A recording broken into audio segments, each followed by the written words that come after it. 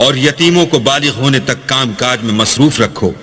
फिर बालिग होने पर अगर उनमें अक्ल की पुख्तगी देखो तो उनका माल उनके हवाले कर दो, और इस खौफ से कि वो बड़े हो जाएंगे, यानी बड़े होकर तुमसे अपना माल वापस ले लेंगे, उसको फजूल खर्ची और जल्दी में न उड़ा देना। जो शख्स आसूदा हाल हो उसको ऐसे माल से कतई तौर पर परहेज रखना चाहिए, और जो बेमकदूर हो वो मुनासिब तौर पर यानी बकद्र खिदमत कुछ ले ले।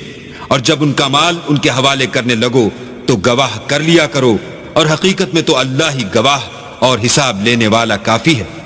जो माल माँ बाप और रिश्तेदार छोड़ मरें, थोड़ा हो या बहुत, उसमें मर्दों का भी हिस्सा है और औरतों का भी। ये हिस्से अल्लाह के मुकर्रर किए हुए हैं। और जब मीरास की तकसीम के वक्त गैर वारिस रिश्तेदार और यतीम और मोहताज आ जाएं, तो उनको भी उसमें से कुछ दे दिया करो और शीरीं कलामी से पेश आया करो।